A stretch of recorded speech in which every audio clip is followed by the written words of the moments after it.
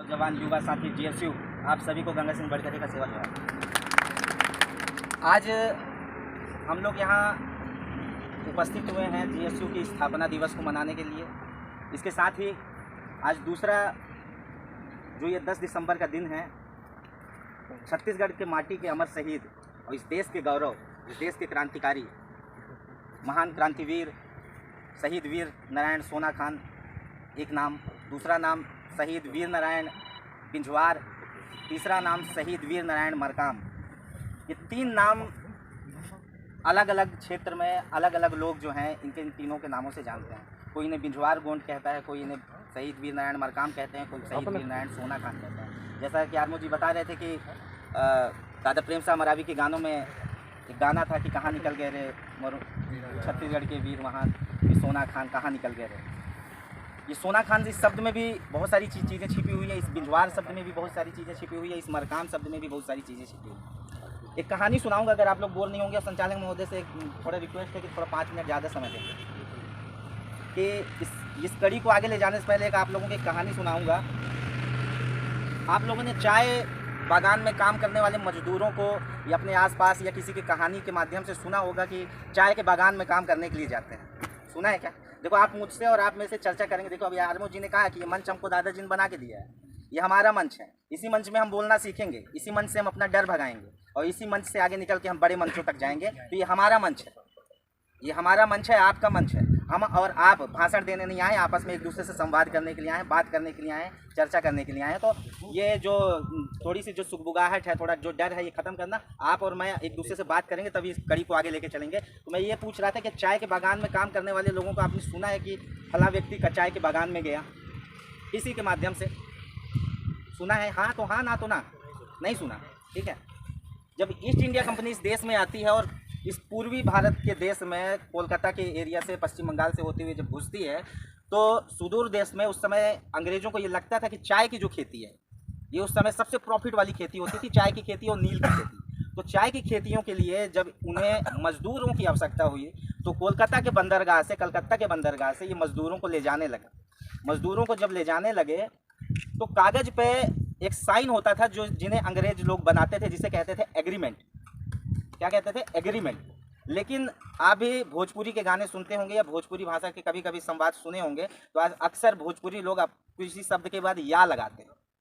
भूपेंद्र है तो भूपेंद्रवा कहेंगे, गंगा है तो गंगवा कहेंगे, है ना, या उस शब्द के साथ या वाह शब्द जोड़ते हैं। तो यही एग्रीमेंट को वो लोग या शब्द जोड़ते गए, एग्रीमेंटिया एग्रीमेंटिया एग्रीमेंटिया। क्योंकि अंग्रेजी शब्द भारत में नई नहीं आती है तो अंग्रेजी ढंग से बोल नहीं पाते। अभी भी हमारे ग्रामीण अंचलों में किसी शब्द का प्रोनाउंसिएशन, जो भाषा बोलेंगे तो उस शब्द को उस तरीके से नहीं बोल पाएंगे जो बिल्कुल उसी तरीके से बोला जाता है। वो समझने की कोशिश में हो सकता है थोड़ा सा इधर उधर हो जाता है। तो एग्रीमेंट बोल पाना उन लोगों के लिए सबसे मुश्किल काम था, तो उसको वो गिरमिट बोलते। एग्रीमेंट नहीं बोल पाते थे इसलिए गिरमिट बोलते थे कि गिरमिट मजदूर। और यही गिरमिट शब्द में जब वो भोजपुरी भाषा में शब्द जुड़ा या, तो वो हो गया गिरमिटिया। और उस दिन से चाय के बागान में काम करने जाने वाले लोगों को कहा जाने लगा गिरमिटिया मजदूर। गिरमिटिया मजदूर कहा जाने लगा क्योंकि शब्द जो है, शब्द बहुत दूर तक ट्रैवल करते हैं, शब्द यात्रा करते हैं। इसी तरीके से ये गिरमिटिया शब्द जब उनके लिए यूज होने में, कहानी इसलिए बताया कि शब्द किस तरीके से चेंज होते हैं। जो ये बिंजवार शब्द जो थोड़ी देर पहले मैंने बोला कि शहीद वीर नारायण सिंह बिंजवार गोंड, तो ये बिंजवार दरअसल ये बिंजवार नहीं है, ये दरअसल बिंद पार है। यही बिंद जो आपको रीवा सतना और ये वाले एरिया में मिलते हैं। तो इस बिंद पार के लोग, जब गोंडवाना का शासन इस रीवा सतना सागर और इस एरिया में और वहाँ जाएंगे तो जौनपुर उत्तर प्रदेश में और सोनभद्र जैसे इलाकों में भी था। तो इस बिंद के क्षेत्र से इस पार आने वाले जो लोग राजकीय जो कि छत्तीसगढ़ में जाके बसे, उनको बिंद पार करते करते वो भाषा चेंज होती गई, वो बिंज पार कहने लगे और बिंज पार से वो बिंजवार हो गया और बाद में वो कागज़ों में बिंजवार लिखा जाने लगा। सोना खान दूसरा शब्द ये है कि आज जो वर्तमान में बालौदा बाजार का जो क्षेत्र है, जहाँ वीर नारायण सोना खान का जन्म हुआ था, आज के रिसर्चरों ने और साइंटिस्टों ने इस तरीके का खोजा है कि उन्हें ऐसा लगता है कि जहाँ वीर नारायण सोना खान की जन्मस्थली है, जिस गांव का वो क्षेत्र है, वहाँ सोना मिलने की संभावना है। तो उस दौर में हो सकता है कि हमारे लोगों को पहले से पता था कि इस एरिया में सोने जैसे खान हो, इस शब्द को भी सोना खान इस शब्द से भी जुड़ा हुआ है। और चूँकि ये मरकाम गोंड परिवार से आते हैं तो शहीद वीर नारायण सिंह मरकाम, ये कहानी शहीद वीर नारायण मरकाम की एक छोटी सी प्रस्तावना थी। जरा कल्पना करिए थोड़ी देर के लिए कि आज का दिन और आज से लगभग हम कई सौ वर्षों पीछे चलते हैं। 10 दिसंबर 1857। वो माहौल, वो दृश्य थोड़ी देर के लिए अगर हम कल्पना करें कि कैसे तोप के मुंह पे रायपुर में, जो आज वर्तमान में रायपुर का जय स्तंभ चौक है, कि कैसे अंग्रेज़ों ने, अंग्रेज़ जो वहाँ का इलियट था, जो अंग्रेज अधिकारी, उन्होंने कैसे तोप के सामने उनको ख़त्म कर दिया। उनकी जनता के सामने, उस जनता के सामने जिनके वो राजा थे, उनके सामने कैसे ख़त्म कर दिया गया, वो ज़रा कल्पना करिए। और ये क्यों ख़त्म कर दिया गया, ये भी सोचने का विषय है कि जो वर्तमान में जिस क्षेत्र में वीर नारायण सोना खान का जन्म होता है, वो वर्तमान में गोंडवाना की रियासत, जिसे लाफागढ़ भी कहते हैं, और लाफागढ़ होता था, और उसके बाद सिंहगढ़ भी उसी क्षेत्र में हुआ करता था। उस क्षेत्र के लोग महाराजा संग्राम शाह के जो रिश्तेदार थे, बिरसैया गोंड के संबंधी, सगे संबंधी फतेह सिंह के जो बेटे हैं वो थे राम राय सिंह उस क्षेत्र के इतने बड़े नेता थे, इतने बड़े जमींदार थे, गोंड जमींदार थे, कि इलियट का उस समय और स्मिथ का उस समय जो अंग्रेज अधिकारी थे, जो रायपुर में बैठते थे, उस क्षेत्र पे उन्होंने एक टैक्स लगाया उस आदिवासी क्षेत्रों पे, कि अगर आपको अंग्रेज हुकूमत से बचना है, या अंग्रेज आपके साथ लड़ाई झगड़ा ना करें, अंग्रेज आपकी जमींदारी व्यवस्था को ना लें, तो आपको ये टैक्स देना होगा। वो टैक्स का नाम शायद मैं भूल रहा हूँ, पर शायद वो दोलाटी नाम का एक टैक्स, कटोली नहीं है, कटोली है ना, हाँ कटोली वो टैक्स था। लेकिन राम राय ने मना कर दिया कि आज तक ये आदिवासी परिवार कभी किसी को टैक्स नहीं दिया, ये गोंड परिवार आज तक कभी किसी को टैक्स नहीं दिया, तो ये अंग्रेज कहाँ से आए, हम इनको टैक्स वैक्स नहीं देने वाले। इस बात से जब वो परेशान हो जाते हैं कि आखिर ऐसा कौन सा व्यक्ति आ गया जो अंग्रेजों को चुनौती देने लगा कि हम आपकी बात नहीं मानेंगे, जबकि अंग्रेजों की सल्तनत इस पूरे देश में चलती है, और इस देश के इस टुकड़े में रहने वाला ऐसा कौन सा जमींदार पैदा हो गया जो हमको टैक्स देने से मना कर रहा है। इलियट ने, स्मिथ ने उस पूरे क्षेत्रों को घेर लिया, उनके सारे संपत्तियों पे कब्जा कर लिया, और मजबूरी में राम राय को एक संधि करनी पड़ी। ये संधि ये थी कि अंग्रेज ये कहे कि अगर हम आपसे इस तरीके की संधि करते हैं कि आज के बाद ना आप हमारे खिलाफ आवाज़ उठाएंगे, और ना हम, अगर जब तक आप हमारे खिलाफ आवाज़ नहीं उठाते हैं तब तक हम आपकी जमींदारी व्यवस्था को कुछ नहीं करेंगे। ये इस तरीके की संधि थी, नहीं तो हम आपकी जनताओं पे का शोषण और इस तरीके का यूँ कहे कि हम आपकी जनताओं पे हमला कर देंगे। तो अपनी जनता को बचाने के लिए राम राय जो थे वो अंग्रेज़ों के साथ समझौता करते हैं, एक संधि करते हैं। और उस दौर में जैसे दादा ने बताया कि 1795 में जन्म होता है वीर नारायण जी का। वीर नारायण सिंह जब बड़े होते हैं, जब वो 30 साल की उम्र में जब होते हैं, तब उन्हें पता चलता है कि अंग्रेज़ों के साथ इस तरीके की संधि करना पड़ गया उनके पिताजी को। वो मजबूर हो जाते हैं और वो अंग्रेज़ों के खिलाफ फिर से बिगुल फूंक देते हैं, और वो पूरे इलाकों में, अपने उस पूरे क्षेत्र के इलाकों में अपने लोगों को संगठित करते हैं। इसके अलावा वो रॉबिन हुड नाम तो सुना होगा ना, रॉबिन हुड वो व्यक्तित्व है जो पैसे वालों लोगों से चीज़ें छीन कर उन गरीब लोगों में बांटता था, उन्हें रॉबिन हुड, वो बिल्कुल रॉबिन हुड की तरह से वीर नारायण 1856 के दौर में जब भीषण अकाल पड़ता है, बहुत ज़्यादा अकाल, जब खाने की महामारी पड़ जाती है, तब वो इलियट को पत्र लिखते हैं और ये कहते हैं कि हमारे देश में महामारी हो गई है, आप अपने तहखाने खोलिए, आप अपने अनाजों के तहखानों को खोलिए और जनता के बीच में बांटिए। तब इलियट ये कहता है कि अगर जनता मरती है तो मरने दो, लेकिन मैं अपने अनाज के तहखाने नहीं खोलूँगा। तब उस समय वीर नारायण जो थे अंग्रेज़ों के खिलाफ बिगुल फूंक देते हैं, वो सारे उन तहखानों को तोड़ते हैं और जनता में वो सारा अनाज बंटवा देते हैं। यहाँ तक कि माखन बनिया नाम का एक व्यक्ति था जो कि इलियट को उनके खिलाफ गुप्त सूचनाएं देता है कि वीर नारायण कहाँ छिपा हुआ, क्योंकि जब वीर नारायण की इस तरीके की जब चीज़ें होने लगी, उन्होंने तहखानों को लूटना चालू कर दिया, अनाज के गोदामों को जब लूटना चालू कर दिया, तो अंग्रेज़ अफसरों के नज़र में आ गए। जब अंग्रेज़ अफसरों के वो जब नज़र में आ जाते हैं तो उनके खिलाफ वारंट जारी हो जाता है कि वीर नारायण को किसी भी स्थिति में पकड़ना है और किसी भी स्थिति में पकड़ के इसको सज़ा करनी है। तो बहुत से समाज के गद्दार, जैसे दादा कह रहे थे कि समाज के गद्दार भी हैं, उसी तरीके से इस समाज के उन गद्दारों में से, इस देश के उन गद्दारों में से उस माखन बनिया का भी नाम आता है, जिस माखन बनिया ने मुखबिरी की और उनकी सूचनाएं दी। तब वीर नारायण सिंह जिस गांव में थे, उस गांव को चारों तरफ से घेर लिया जाता है।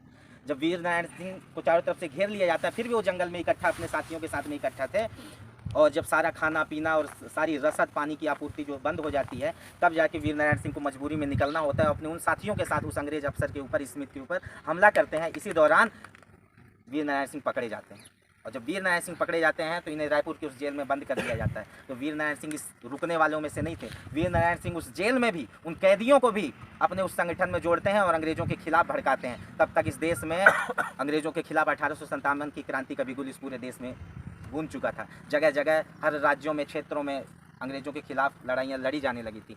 और उसी समय शहीद वीर नारायण सिंह उस रायपुर की जेल से सुरंग बना के निकलते हैं, भाग चलते हैं अपने साथियों के साथ और फिर से एक क्रांति अपने क्षेत्र में चालू कर देते हैं। तो ये दौर था, एक कहावत और एक मिथक जिसको कहें या एक अफवाह जिसको कहें, कि एक अफवाह इस तरीके की फैलती थी कि वीर नारायण सिंह को मारा नहीं जा सकता, वीर नारायण सिंह मरते हुए भी जिंदा हो जाते हैं। एक इस तरीके को उस क्षेत्र में अफवाह फैल गई थी। वीर नारायण सिंह अपने क्षेत्र में वो क्रांति का बिगुल फिर फूंक देते हैं और लगातार अंग्रेज अधिकारियों को उस क्षेत्र में अगर वो घुस रहे हैं तो उन्हें मार दिया जाता था और अपने क्षेत्र में घुसने नहीं दिया जाता था और टैक्स देने से सीधे मना कर दिया गया था।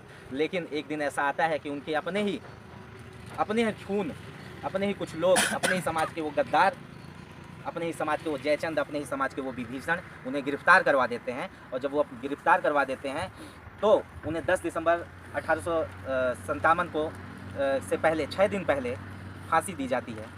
और जब फांसी दी जाती है तो जो ये अफवाह थी कि वीर नारायण सिंह कभी मर नहीं सकते, कभी उनको मारा नहीं जा सकता, सोचिए अंग्रेज उस समय वीर नारायण नाम से कितनी दहशत रही होगी, कितना वो डरते रहे होंगे कि अंग्रेज अफसर उनको फांसी लगा दिए, वो फांसी पे लटक भी गए, उनकी मृत्यु भी हो गई, लेकिन अंग्रेज अफसर इस कदर डरते रहे कि उन्हें लगा कहीं वीर नारायण सिंह फिर ना जिंदा हो जाएं। तो 6 दिन के बाद उनके लाश को रायपुर के जय स्तंभ पे तोप के सामने बांध के उड़ा दिया जाता है, सिर्फ इस यकीन करने के साथ कि कहीं शहीद वीर नारायण सिंह फिर ना जिंदा हो जाएं और कहीं शहीद वीर नारायण सिंह फिर अंग्रेजों के खिलाफ बिगुल न फूंक दें। तो वो जय स्तंभ का चौक आज भी जीवित रूप में रायपुर शहर में है। उस शहर को तोप के मुहाने पे बांध के, ये गोंडवाना के इतिहास में ये दूसरी घटना है। हमारे महाराजा शंकर शाह रघुनाथ शाह के बाद ये दूसरी ऐसी घटना है जिन्हें तोप के मुंह पे उड़ाया गया। ऐसा कोई क्रांतिवीर नहीं। इतिहास की किताबों में बहुत मंगल पांडे, बहुत लक्ष्मीबाई लिख के इतिहास के दूसरे लोगों को बढ़ाया गया, लेकिन हमारे लोगों को इतिहास के सिर्फ एक छोटे से कोने में बांध दिया गया। मैं जीएसयू के साथियों और युवा साथियों से और आने वाले इस भविष्य से मैं उम्मीद करता हूं कि हम अपने इतिहास को उजागर करेंगे, हम अपने इतिहास को निकालेंगे और अपने इतिहास के इन अमर वीर पुरुषों के लिए लड़ाई लड़ेंगे, उनके इतिहास को निकालेंगे और उनके लिए हम लड़ेंगे। ये जीएसयू की जो स्थापना केवल इस उद्देश्य के लिए नहीं की गई है कि आप मात्र एक छात्र संगठन बन के रहिए, आप वो उस बेस हैं, आप वो उस नींव हैं, आप उस बनने वाली उस बिल्डिंग का वो बेस है, वो नींव है जो आप तैयार हो रहे हैं, जो आप समाज को केवल जीएसयू छात्र संगठन ही नहीं, समाज के इस सांस्कृतिक और राजनीतिक और सामाजिक सभी पृष्ठभूमियों पर अपनी नज़र बनाए रखिए और आने वाले समय में आप ही समाज के भविष्य हैं। आज जीएसयू का स्थापना दिवस है। दादाजी का कुछ उद्देश्य रहा होगा, दादाजी के कुछ सपने रहे होंगे कि अगर हम छात्र जीवन से ही अगर हम समाज को बनाने के क्रम को अगर चालू करते हैं तो सोचिए कि उस बुलंदी में जब हमारा समाज पहुंचेगा, जब ये जीएसयू से निकले लोग जब आगे बढ़ के समाज के उस राजनीतिक और सामाजिक और आर्थिक हिस्सेदारी में जब आगे बढ़ेंगे तो ये समाज कितना ज़्यादा गौरवान्वित होगा, समाज का विकास कितना होगा कि दादा के उन सपनों की ये जो नींव है जीएसयू, इस जीएसयू को आगे बढ़ाने का हाथ, इस जीएसयू का, इस समाज को आगे बढ़ाने की कमान इस जीएसयू के हाथों में है, इन युवाओं के हाथों में है। मैं चूँकि कहानी बताता हूँ तो थोड़ी सी और कहानी, जो लोग बोर हो रहे हैं तो मैं माफ़ ही चाहता हूँ, लेकिन मैं थोड़ा सा सुनाऊँ कि 1916 में जब इस देश की बहुत बड़ी बड़ी राजनीतिक पार्टियों का गठन भी नहीं हुआ था, उनके उत्पन्न भी नहीं हुए थे, जो वर्तमान में आरएसएस जैसी जो चीज़ें हैं, संगठन 1925 में जिसकी स्थापना होती है, उससे कई साल पहले 1916 में गोंडवाना महासभा का निर्माण हो जाता है। इस गोंडवाना महासभा का निर्माण 1916 में हो जाता है और उस महासभा की कई अधिवेशनें 1919 में होती है, 30 में होती है, 35 में होती है, कई अधिवेशनें होती हैं, कई बैठक होती है। वो समाज के जो सेंट्रल मिडिल इंडिया के लोग थे, इकट्ठे होकर समाज को संगठित करने के लिए उस संगठन का निर्माण करते हैं। तो उन्हीं संगठनों में एक मुक्ति सेना नाम का एक संगठन था, जिसे शायद कुबड़ मरावी जी हैं, शायद नागपुर नहीं कुबड़ मरावी नागपुर वाले मुक्ति सेना का गठन करते हैं। गोंडवाना के आंसांगिक संगठनों में से, उसके आंसांगिक संगठनों में से एक था। बाद में तो मुक्ति सेना को लोग राजनीतिक रूप में लाके पार्टी में करते हैं, लेकिन मुक्ति सेना का विशेष उद्देश्य ये नहीं था कि राजनीति में जाना, वो समाज के उसी तरीके से समाज के लोगों को संगठित करके आगे बढ़ाने का काम कर रहा था। लेकिन मुक्ति सेना जिस तरीके से राजनीतिक चीज़ों में आई वो टूट गई और उसी की भरपाई के लिए जीएसयू की स्थापना किया गया कि जीएसयू आने वाले इस भविष्य में इस नींव का काम करेगी और समाज की एक मील का पत्थर साबित होगी कि समाज में आने वाले एक अच्छे वक्ता, एक अच्छे राजनेता, एक अच्छे विचारक, एक अच्छे लीडर की भूमिका में ये चीज़ आगे बढ़ेगी।